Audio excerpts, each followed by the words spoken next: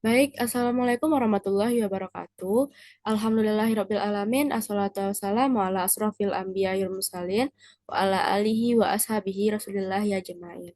Pertama dan utama sekali, marilah kita panjatkan puji dan syukur atas kehadirat Allah Subhanahu wa taala yang telah melimpahkan rahmat dan karunia-Nya kepada kita semua sehingga kita dapat menghadiri Zoom pada pagi hari ini. Salam beserta salam tidak lupa pula kita hadiahkan kepada Nabi besar kita yakni Nabi Muhammad Shallallahu Alaihi Wasallam dengan hantaran kata Allahumma sholli ala Muhammad wa ala ali Muhammad.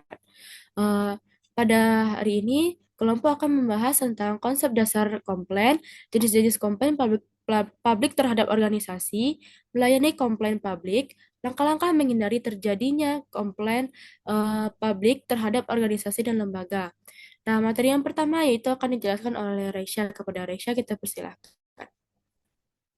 Baik, terima kasih moderator. Saya Raisya Kairatul yang akan menjelaskan pengertian komplain.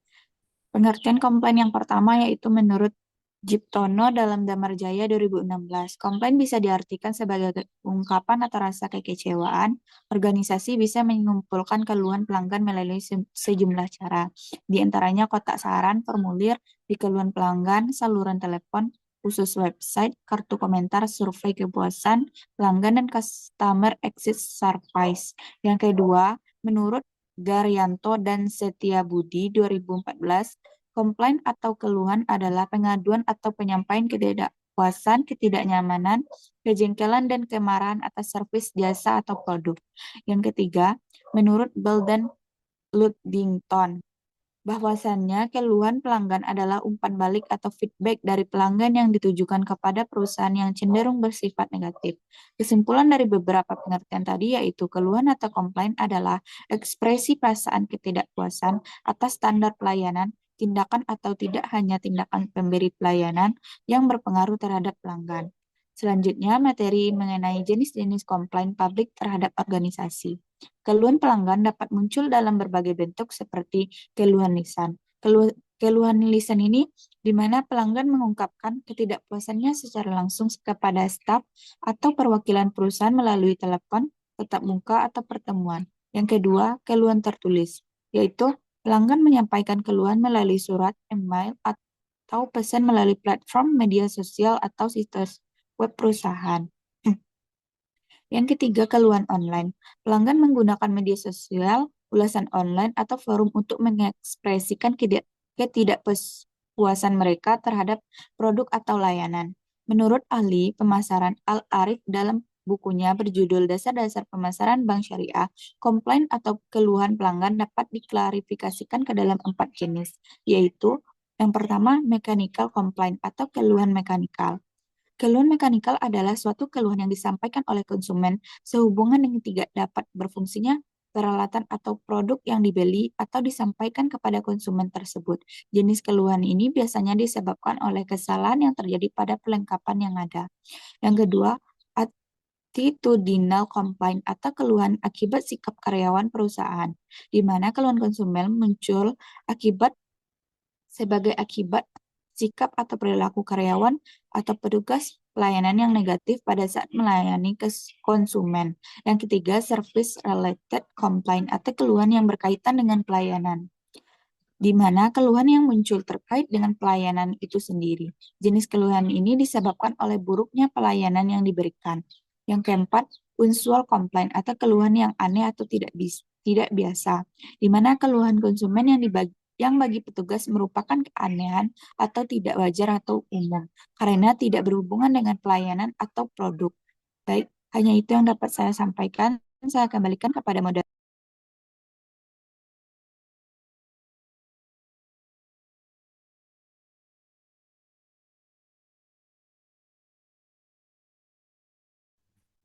Terima kasih kepada Reisha. Materi selanjutnya yaitu bagaimana melayani komplain publik dalam publik. Eh, ini akan dijelaskan oleh saya sendiri. Melayani keluhan masyarakat dengan baik itu sangat penting untuk menjaga reputasi organisasi atau instansi. Berikut ada langkah-langkah dalam menangani keluhan masyarakat secara efektif.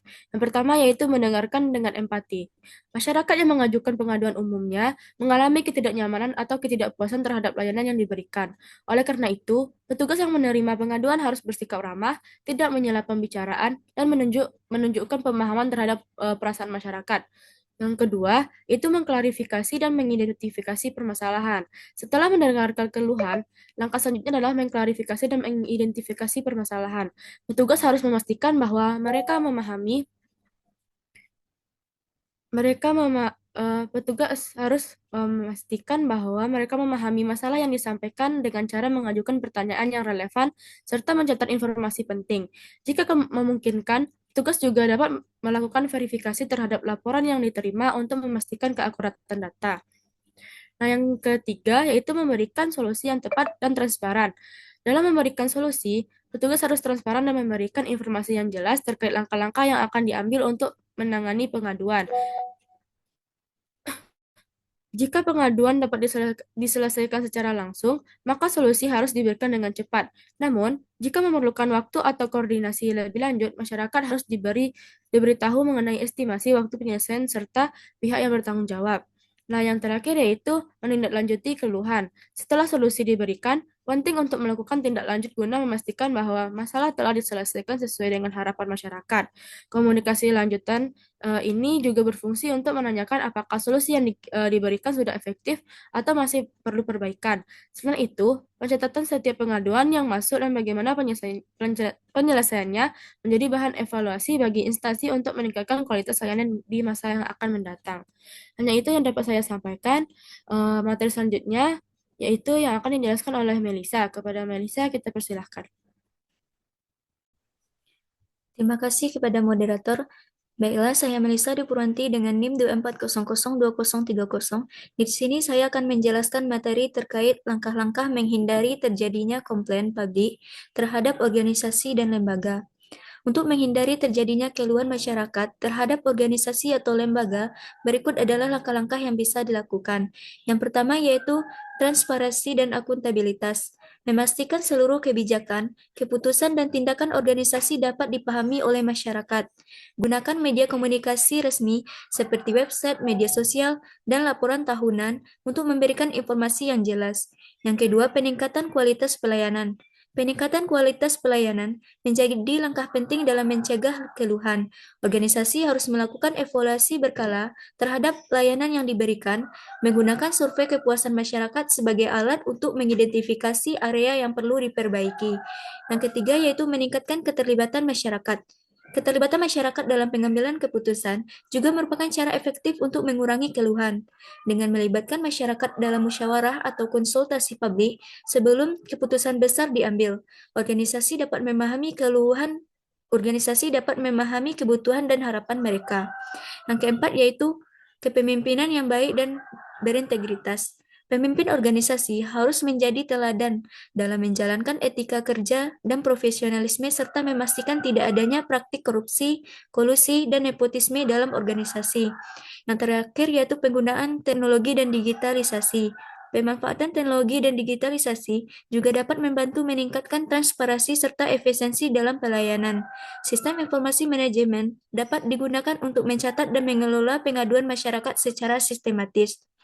Media digital juga dapat dimanfaatkan sebagai sarana komunikasi dua arah antara organisasi dan masyarakat, sehingga respon terhadap pertanyaan atau keluhan dapat diberikan secara lebih cepat dan efisien. Hanya itu penjelasan materi yang dapat saya sampaikan. Terima kasih. Saya kembalikan kepada moderator. Terima kasih kepada Melisa.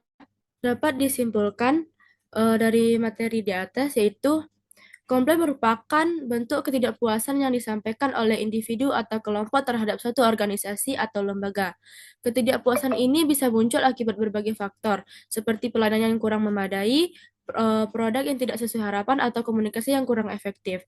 Terhadap berbagai jenis komplain yang biasanya diajukan oleh publik terhadap suatu organisasi, beberapa di antaranya meliputi mechanical complaint, attitudinal complaint, service related complaint, yang dan unusual komplain. Dalam menangani komplain publik, organisasi perlu memiliki pendekatan yang profesional dan responsif, sikap empati, mendengarkan keluhan dengan baik, serta memberikan solusi yang tepat menjadi kunci utama dalam menangani keluhan pelanggan.